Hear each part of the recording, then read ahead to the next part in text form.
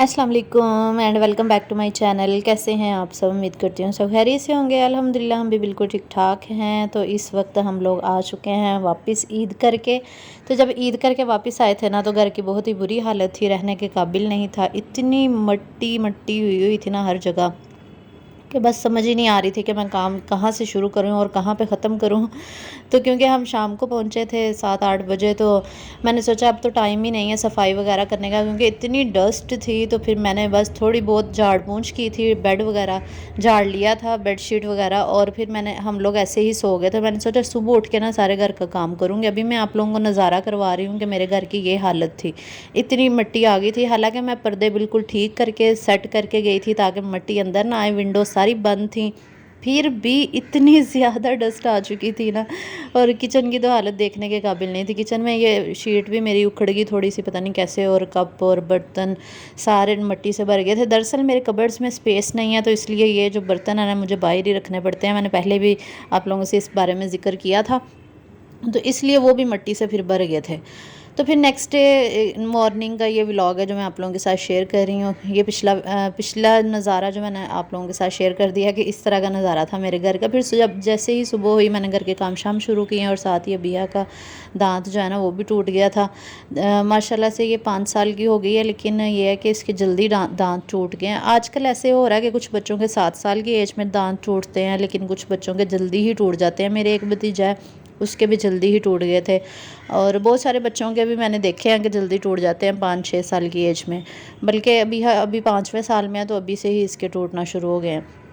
फिर सुबह होते ही मैं फिर 120 की स्पीड से घर की सफाई सुथराई में लग गई थी। और सबसे पहले मैंने बेडशीट चेंज की, क्योंकि रात को ना मैं इतनी ज़्यादा थकी हुई थी, मेरे में बिल्कुल हिम्मत नहीं थी कि मैं काम शाम करूं। तो मैंने बस सोने की, और सुबह होते ही फिर मैंने सारा घर साफ़ किया। क्योंकि एक तो मैंने बैग जो पैक हुए हुए थे, हम लेके गए थे, वो सारा सामान निकालने वाला था, वो सारा निकाला, अलमारियों में सेट किया। और धोने वाले जो कपड़े थे वो फिर मैंने मशीन भी साथ साथ ही लगाई हुई थी। दोनों कमरों की मैंने बेडशीट्स चेंज की और साथ मशीन लगी हुई थी। मैंने पहले अपनी हेल्पर को कॉल की थी, मैंने कहा कि मेरे साथ हेल्प करवा दे, लेकिन वो नहीं आई।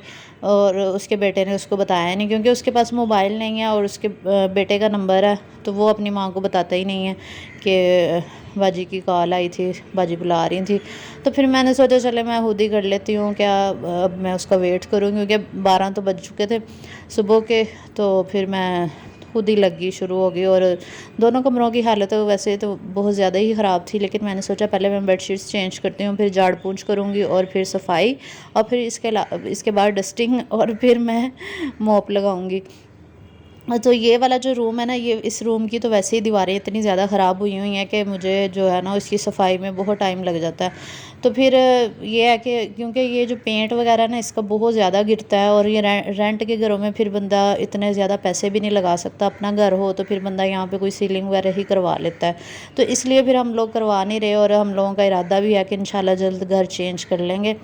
तो जैसे ही ये गर्मियाँ, क्योंकि बहुत ज़्यादा हैं, गर्मियों में घर चेंज करना आसान नहीं होता, तो जैसे ही गर्मियाँ गुजरेंगी इंशाल्लाह कोशिश तो यही है कि घर जो है ना वो देख लेंगे कोई अच्छा सा, और ये चेंज कर लेंगे। क्योंकि ये अब घर जो है ना वो ये रहने के काबिल नहीं रहा। बहुत यहाँ पे पेंट ख़राब हो रहा है। इसके अलावा जो पीछे वाली साइड है ना, ये जो सामने विंडो आपको नज़र आ रही है ना मेरे कमरे में, इसकी बैक साइड पे ना दरख्त बहुत ज़्यादा है। हॉस्पिटल की बैक साइड है ना, तो वहाँ पे इतने कीड़े मकोड़े आते हैं, तो मैं तो बहुत ही परेशान हूँ। तो बस इसलिए हम लोगों ने सोचा है कि घर चेंज कर लेंगे। इसके अलावा इसके वॉशरूम्स भी इतने प्यारे नहीं, अच्छे नहीं बने हुए, बस गुजारे लायक है। सीमेंट लगा हुआ है, टाइल्स भी नहीं लगी हुई। तो मैं तो बड़ी मुश्किल से ही गुजारा कर रही हूँ यहाँ पे इस घर में। तो हमें ना 2 साल हो गए इस घर में आए हुए, तो इंशाल्लाह अब जल्द चेंज कर लेंगे। जैसे ही कोई मुनासिब और अच्छा सा घर मिलेगा ना तो चेंज कर लेंगे। घर जैसा भी हो, लेकिन कोशिश मेरी यही होती है कि मैं घर को ज़्यादा से ज़्यादा साफ़ सुथरा रखूँ, क्योंकि घर जैसा भी हो अगर साफ़ सुथरा हो ना तो वो घर प्यारा लगता है। तो इसलिए मैं हमेशा इसी कोशिश में लगी रहती हूँ कि घर को ज़्यादा से ज़्यादा कोशिश करूँ कि साफ़ सुथरा रखूँ। और ये इस घर के जो फ़र्श लगे हुए हैं ना, वो भी बस ऐसे ही हैं, गुजारे लायक है, ख़राब हुए हैं, क्योंकि इसमें वो इन्होंने पत्थर नहीं लगाया हुआ। ये जो चिप्स इसको शायद कहते हैं कि वो लगी हुई है, और ये वो भी ख़राब हुई हुई है। लेकिन यह है कि साफ़ सुथरा रखते हैं, मोप वगैरह डेली लगता है, डेली सफाई होती है, तो जिसकी वजह से ये साफ़ लगता है। बहुत सारी बातें होंगी, लेकिन मैंने आप लोगों से ये तो पूछा नहीं है कि आप लोगों की ईद कैसी गुजरी ईद पे एंजॉय किया या नहीं, और आप लोगों ने घर में ही ईद गुजारी या कहीं गए भी थे, और गेस्ट वगैरह आप लोगों के आए थे या नहीं, या बोर ईद गुजरे या फिर आप लोगों ने सो के ही गुजार दी। अक्सर ऐसे भी होता है कि हम लोग नए कपड़े पहन के ना ईद सो के गुजार देते हैं और चांद रात को जागते रहते हैं तो आप लोगों ने कैसे किया है, आप लोग अपने कमेंट्स में ज़रूर बताइएगा कि आप लोगों की ईद कैसी गुजरी, एंजॉय किया कि नहीं, और ईदियाँ आप लोगों को कितनी कितनी मिली हैं ये भी बताइएगा क्योंकि हमें तो माशाल्लाह से अच्छी ईदियाँ हो गई थी, मेरे मायके वालों की तरफ से भी और ससुराल वालों की तरफ से भी, सबको सभी ईदी देते हैं माशाल्लाह से। फिर यहाँ पे मैंने सफाई झाड़ू वगैरह लगाने के बाद फिर मैंने यहाँ साथ साथ झाड़ू वगैरह भी लग रहा था, और ये जो सोफ़ा था ना, ये सोफ़ा सेट तो बहुत ही ज़्यादा डस्टी हुआ था, इतनी डस्ट, और टेबल पे भी डस्ट बहुत ज़्यादा थी।